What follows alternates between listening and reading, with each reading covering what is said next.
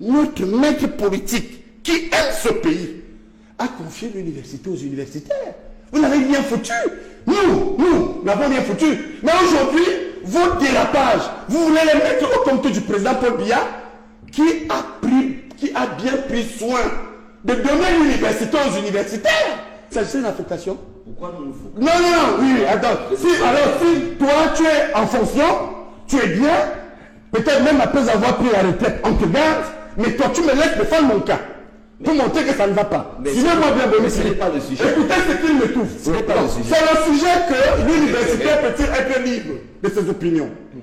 Boni Philippe, je prends position sur certains problèmes de la République.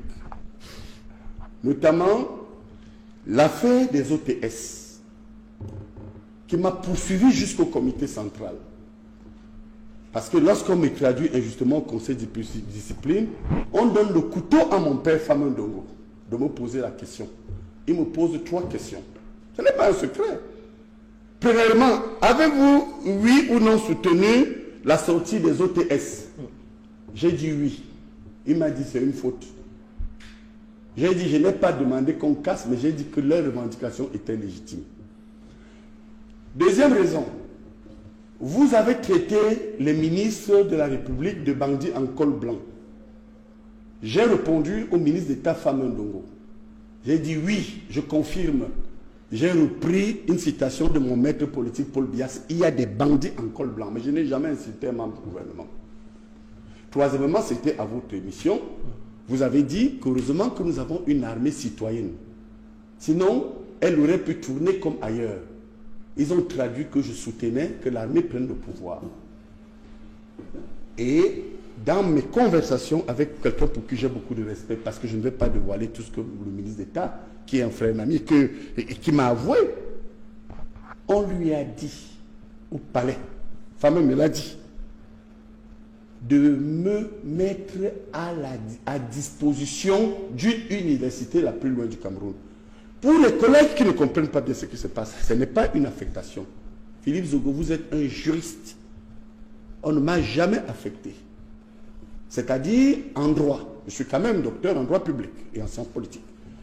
En droit administratif, la mise en disposition, c'est le fait de vous détacher d'une administration au profit d'une autre.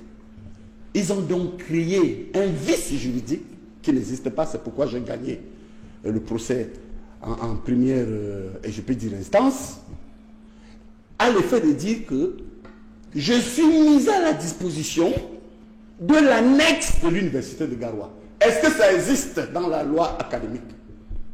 Donc ça veut dire ici par rapport au débat, voilà le lien mon cher. Ça c'est fondamentalement... Le lien avec Zobodo signifie que... Le fond de notre débat... Non, c'est pas mes opinions, c'est le débat. Boni, c'est pourquoi je ne veux plus le plateau. Parce que parfois on a l'impression qu'il y a des étouffements, on ne veut pas que les gens s'expriment, mais moi personne ne peut m'étouffer. 1, je suis un homme politique accompli. 2, moi je rencontre, contrairement à tous ceux qui sont sur le plateau, je ne sais pas si beaucoup ont déjà rencontré le chef de l'État. 3, le chef de l'État m'a donné une plus haute confiance au sein du parti. Donc je fais autorité ici. Donc il faut dire, si nous voulons parler des signatures de l'université, je rejoins, et c'est malheureux aussi que ce ne soit pas mes frères biaïstes. Je vois ici à la fois Mbia et eux qui soutiennent que non. Regardez leur hypocrisie sur le plateau. J'ai cru qu'ils auraient pu faire amende honorable en disant que oui, notre vieux compagnon biaïste a été victime de ses opinions.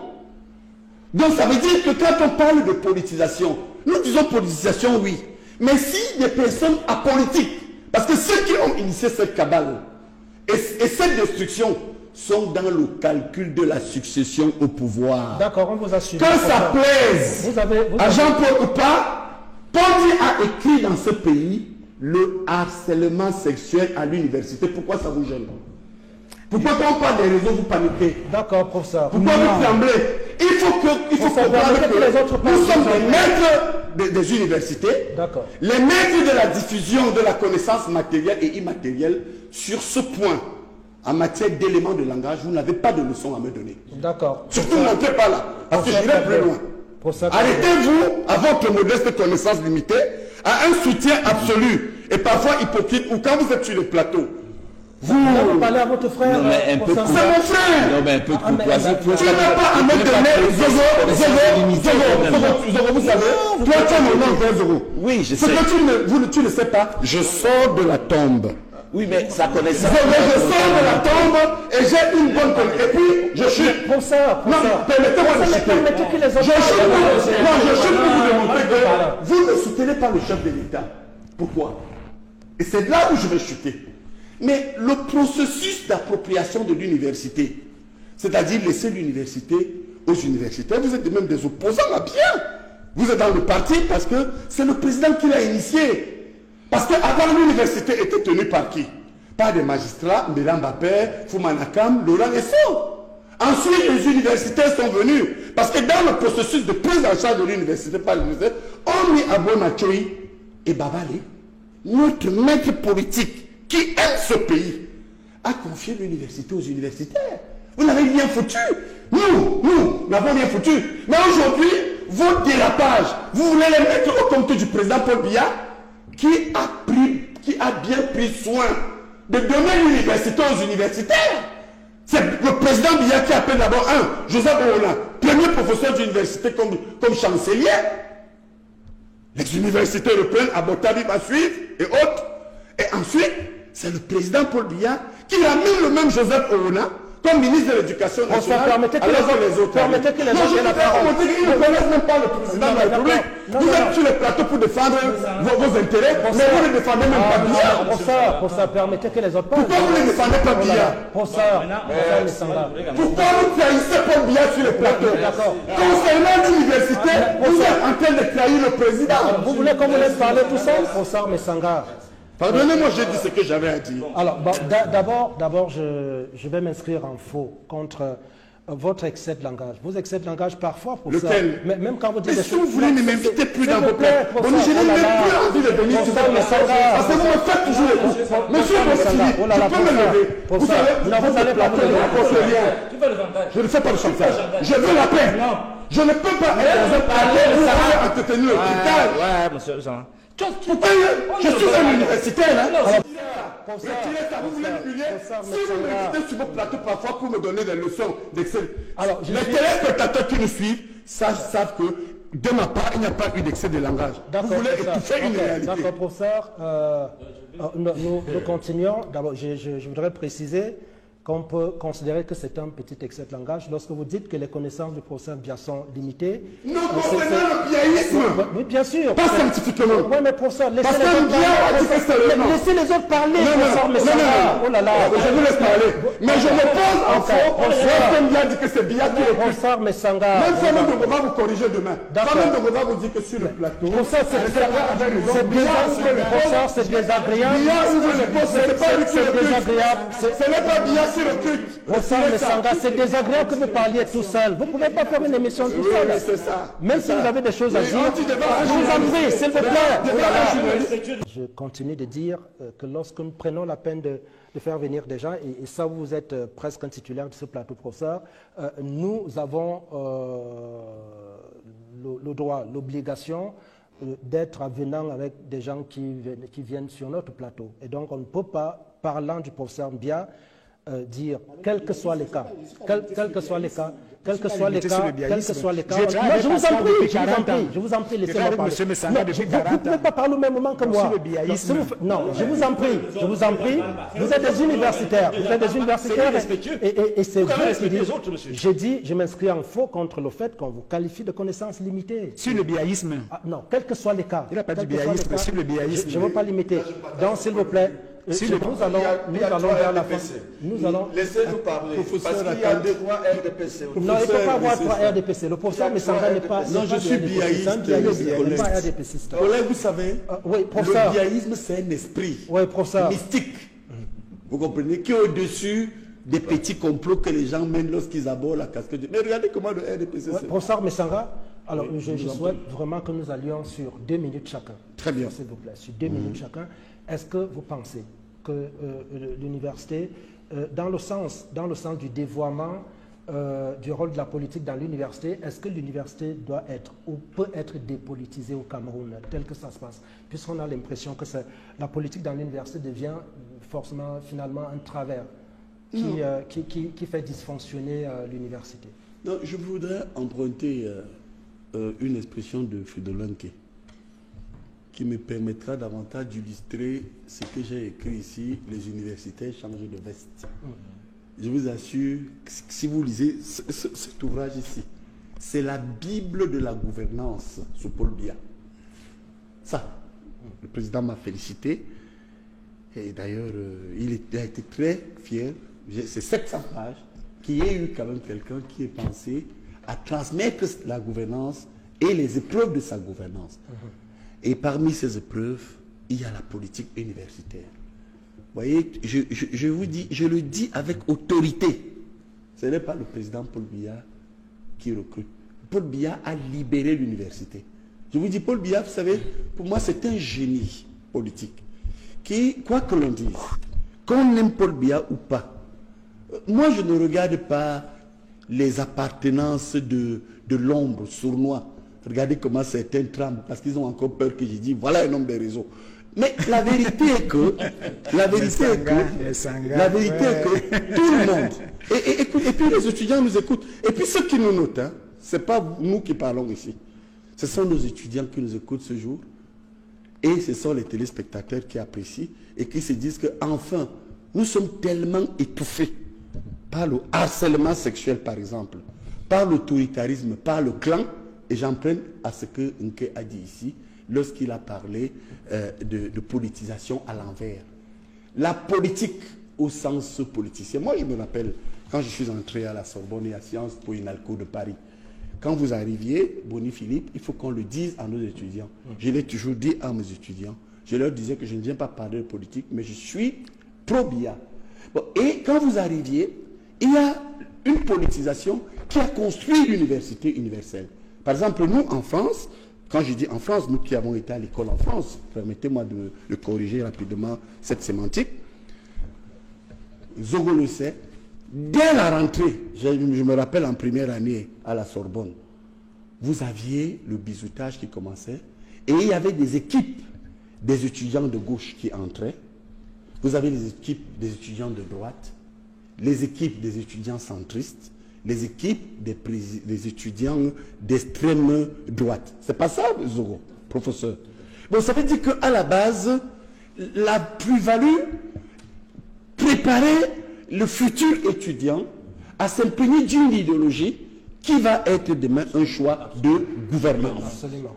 Mais c'est comme ça. Vous avez ces gens, les gens nous trouvent rebelles. Alors, en retour, le président Biya, qui a compris, je reconnais que c'est vrai, au-delà de ce qu'on appelle l'émergence des mobilisations communautaires, appelons-les ainsi, mais les mobilisations communautaires n'ont pas eu le dessus sur les mobilisations des réseaux sataniques. 2 minutes, professeur. Oui, alors quand j'ai dit satanique, vous me dites 2 minutes. Non, parce que je termine alors. Merci. Permettez-moi, et je vous en prie, et je vous prie de me laisser finir. Je vous en prie, Boni.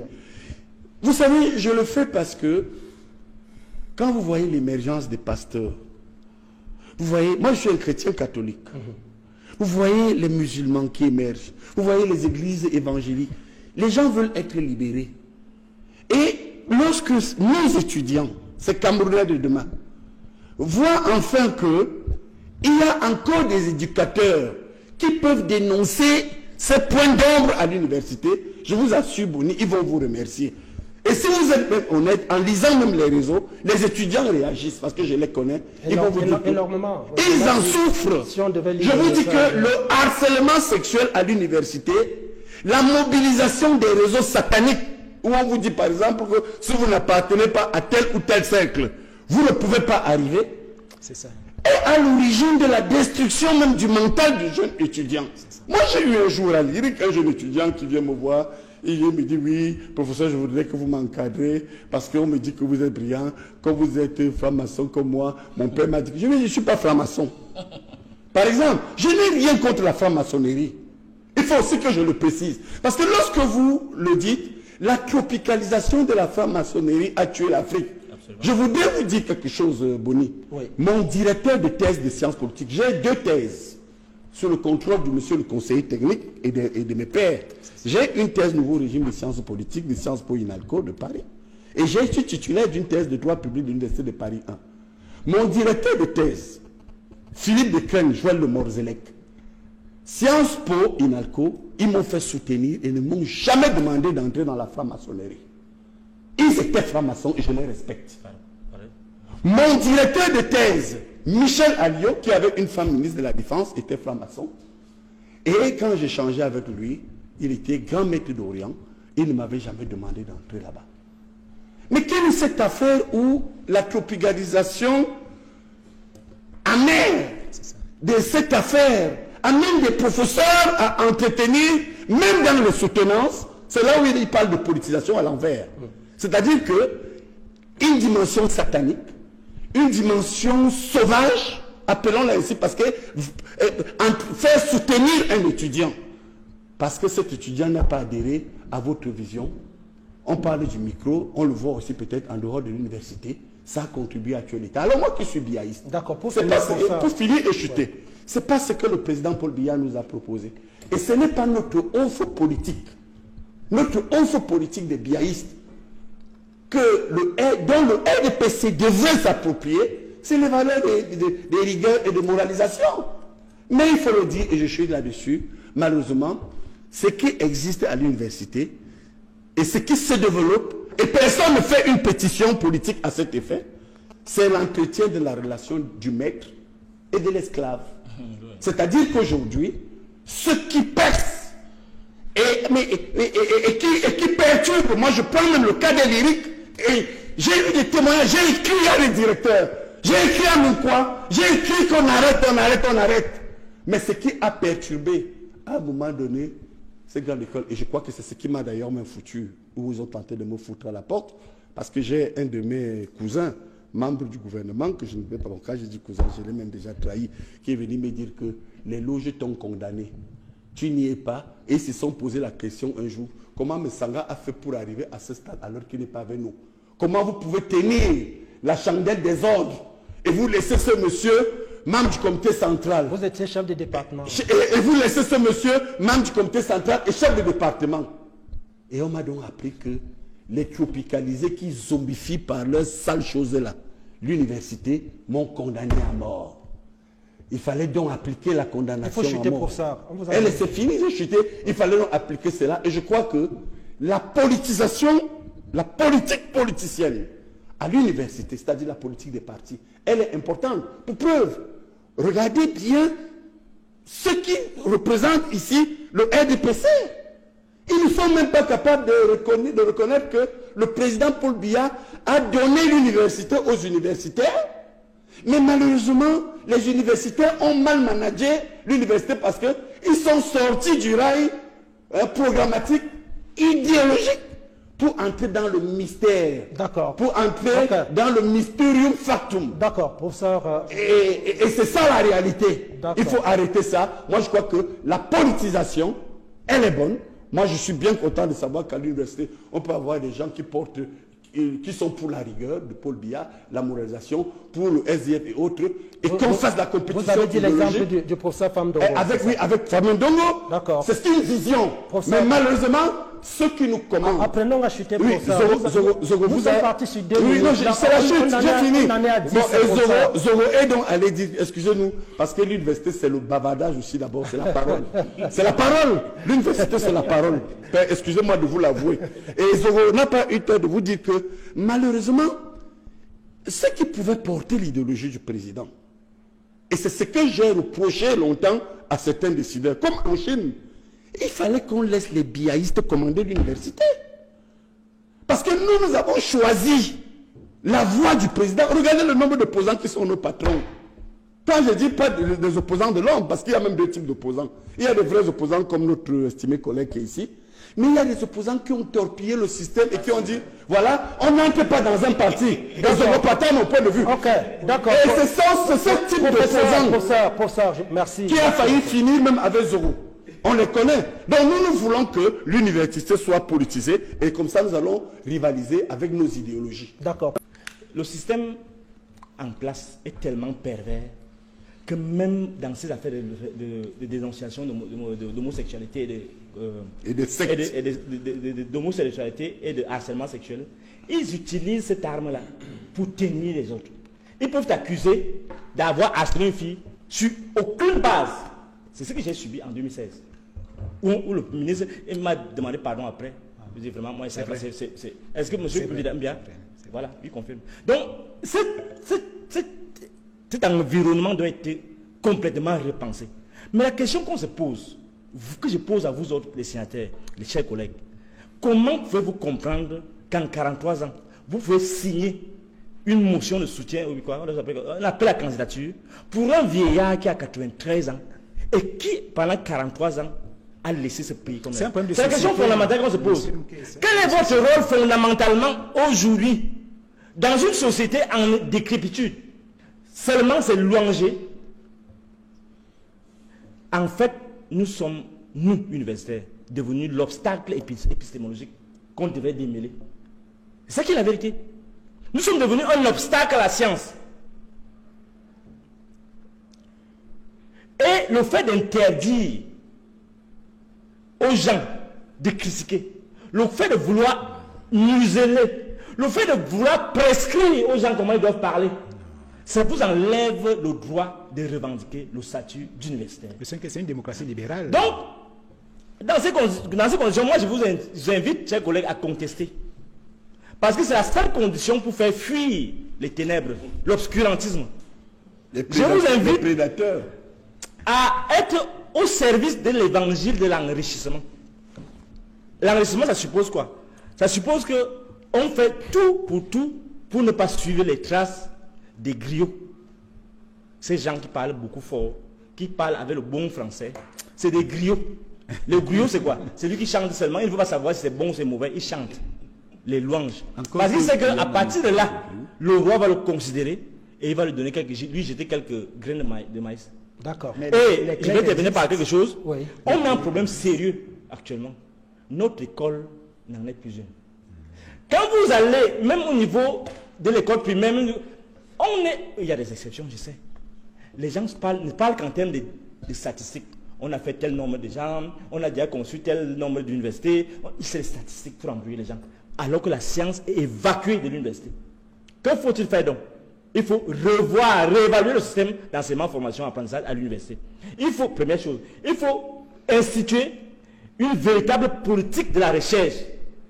Il n'y en a pas. C'est quand on a les gros titres là, ça ne sert pas à la recherche. C'est un complément salarial. Il faut revoir ça, le financement de la recherche. Et surtout, il faut que les responsables universitaires, là je dois quand même tirer un chapeau à Magloire qui a vraiment utilisé le nouvel appareillage pour vraiment faire des prêts auprès des banques et développer son université. Il faudra ensuite une autonomisation de l'université. On ne peut pas avoir une université au XXIe siècle où le président nomme le recteur et les vice-recteurs. Et les vice-recteurs et les autres se proposent les autres. On voit bien que cette démarche unilatérale, cette démarche de cooptation, ce n'est plus l'université, c'est une sorte de cooptation. Oh, universitas, ça veut dire l'universalité. Copier un peu ce que les autres font quand même. Même un peu, copier même un peu. Oui, mais la vieillesse, mais vous faites un peu un problème épistémologique en réalité. Du côté de l'Occident, les théories occidentales font du vieillard un naufrage, comme l'a dit De Gaulle. Mais en revanche, du côté africain, un vieillard qui meurt est une bibliothèque qui brûle. Ça veut dire quoi? C'est votre niveau là-bas. C'est un sage. C'est votre niveau de parler des choses de village.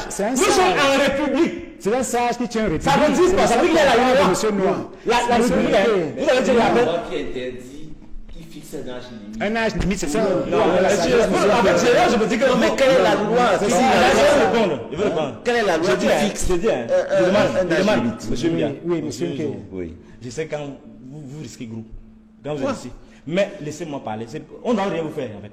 Moi je suis je veux dire ceci. Rien ne peut la République, c'est les lois. Et lorsque les lois, le verre est dans le fruit, Ça pose problème. Non, je vais sortir d'abord. Je vais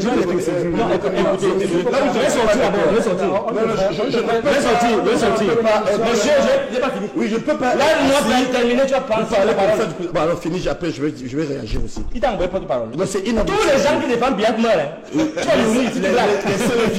Laissez-le. Tu as fait Martinez Zoro. Oui, non, je vais réagir. Là, avec ces gens-là. Non, je vais réagir. Bon, je vais terminer. Voici une citation.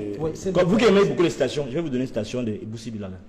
Il dit, ouvrez les guillemets, il faut mourir à soi pour renaître haute dans la pensée pure, intemporelle, incolore, de nulle part et de partout. Mais le même Eboussi, c'est la responsabilité. C'est les citations. L'opulence aliène, monsieur Onke, l'opulence aliène, mais c'est le dénuement qui libère Eboussi Boulaga dans les lignes de fracture. Non, c'est pas contradictoire avec ce qu'il dit. Vraiment, tu ne peux pas lire. C'est Eboussi Boulaga, c'est Eboussi Boulaga. Lis dans le sens à rebrousse-poil. On est intellectuel, monsieur. L'université ne fait ça comme ça. La liberté, c'est la liberté, monsieur Mbial, la liberté. La liberté être volubile. La minère de Hegel au soir. La parole. Je voulais dire ceci. Être volubile, ça ne veut pas être perçant. Deuxième chose, lorsqu'on lit, on doit lire à rebrousse-poil. Ça dit quoi? Ça dit, c'est ce que j'enseigne, madame. Est-ce qu'on peut chuter, s'il vous plaît? Il m'empêche de chuter. Oh, je n'ai pas empêché monsieur Nke de chuter, non. Je voudrais vous dire, tout en vous remerciant de m'avoir donné pour une fois un peu la parole, que l'université d'aujourd'hui a besoin d'une cure de désintoxication. Et c'est à ça qu'on doit travailler tous. C'est vrai. En laissant de côté ces appartenances qui brouillent le chemin vers l'avenir de ce pays.